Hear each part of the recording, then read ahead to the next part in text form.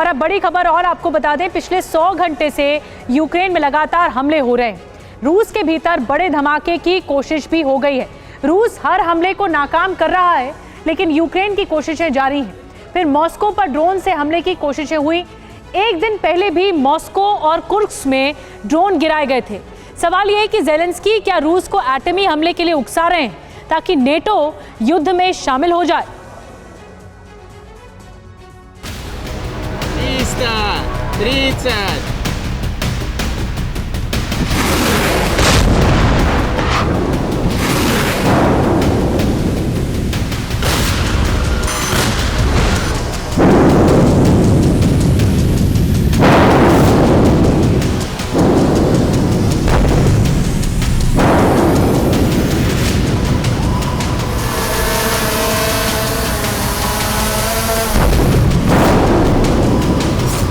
Ukraine पर attack और रूस का सेल्फ डिफेंस। अब दोनों मोर्चे पर पुतिन की रणनीति कामयाब नजर आने लगी है।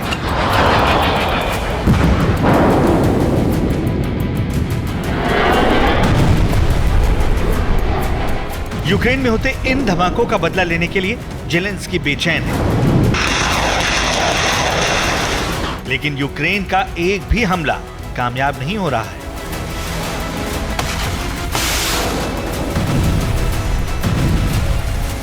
यूक्रेन के कई घातक ड्रोन रूस की सीमा में घुस रहे हैं, लेकिन वो जमीन या किसी इमारत को छू भी नहीं पा रहे।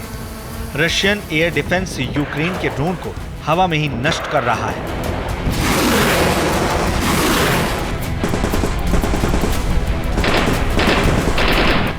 सोमवार की सुबह भी मॉस्को पर कई हमले की कोशिश हुई। मॉस्को की सुरक्षा में हर पल चौकन्ने अफसरों को फिर ड्रोन की गड़गड़ाहट ने डरा दिया।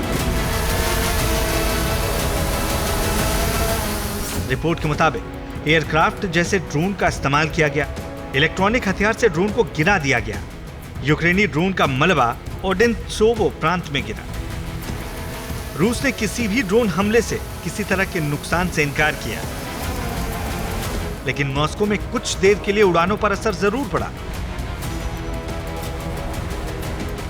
मॉस्को में 2 एयरपोर्ट से ऑपरेशन को पूरी तरह से रोक दिया गया। कुपियांस्क में रूस का कब्जा हो चुका है। यूक्रेन की तमाम कोशिशें इस इलाके में नाकाम हुई और अब रूस की सेना यूक्रेन के कुछ और इलाकों में हावी हो रही है। रूस के विजय पथ का रूट अब कुछ साफ होने लगा है। रूस कहां जीत के करीब है और सबसे कड़ा मुकाबला कहां है, पहले आपको ये दिखा देते हैं।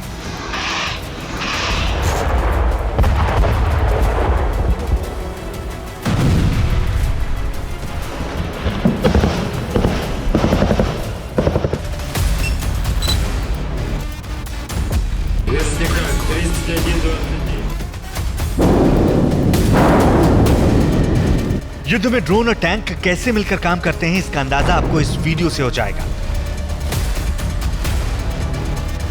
अब दिव्का में यूक्रेनी सैनिकों को निशाना बनाने वाली टीम ड्रोन से इमारतों की रेकी करती है।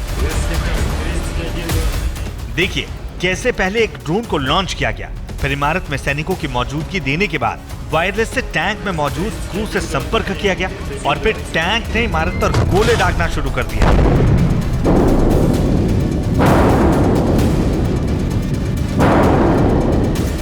यूक्रेन ने कई बार नेटो पर घटिया और बेकार हथियार देने का आरोप लगाया है। यहाँ यूक्रेन के सैनिक बॉडी आर्मर का टेस्ट ले रहे हैं।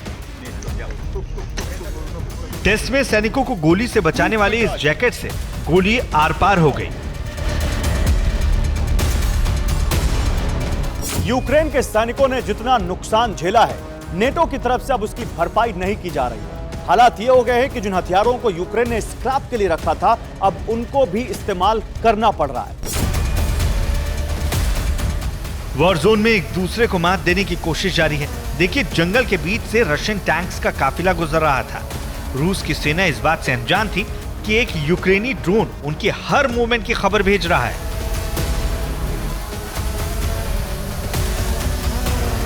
अचानक गोलीबारी शुरू हो गई। ड्रोन से लोकेशन मिलते ही यूक्रेन की आर्टिलरी ने हमला कर दिया और रूस के 2 टैंक और 2 बीएमपी नष्ट हो गए।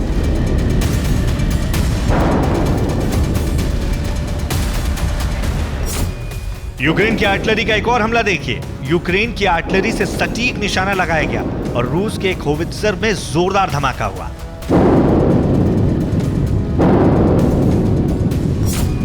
इसी तरह यूक्रेन का यह टैंक रशियन सैनिकों के ठिकानों पर लगातार गोले दाग रहा है। वीडियो में लोकेशन का जिक्र नहीं है, लेकिन दावा इस बात का है कि इस टैंक प्रहार में रूस का एक सैन्य ठिकाना तबाह हो गया।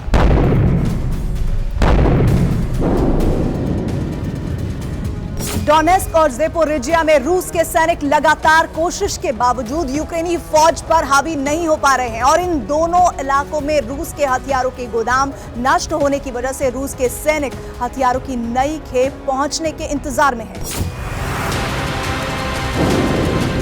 यूक्रेन का आर्टिलरी प्रहार लगातार रूस को शॉक दे रहा है। इस वीडियो में भी रूस की 2 आर्टिलरी को तबाह होते हुए दिखाया गया।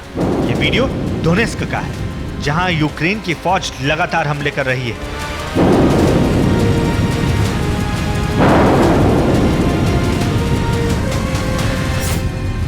कुपियांस्क पर कब्जे के बाद रूस की सेना अब यहां सप्लाई लाइन को काट रही है। रूस ने यहां ग्लाइडिंग बम का इस्तेमाल करके कुपियांस्क के 2 पुल उड़ा दिए।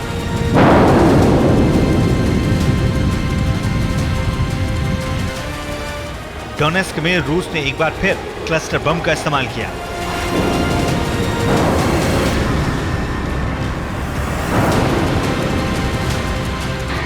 यूक्रेनी फौज डोनेस्क में रिहायशी इलाकों पर गोलीबारी कर रही है। रूस की सेना ने बड़े पैमाने पर यूक्रेनी फौज को खत्म करने के लिए क्लस्टर बम का इस्तेमाल किया।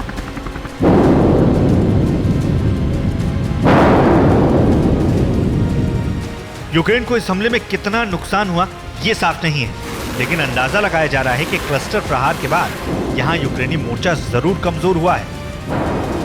दूसरी तरफ ज़ेपोरिजिया में रूस अपनी तैनाती बढ़ा रहा है।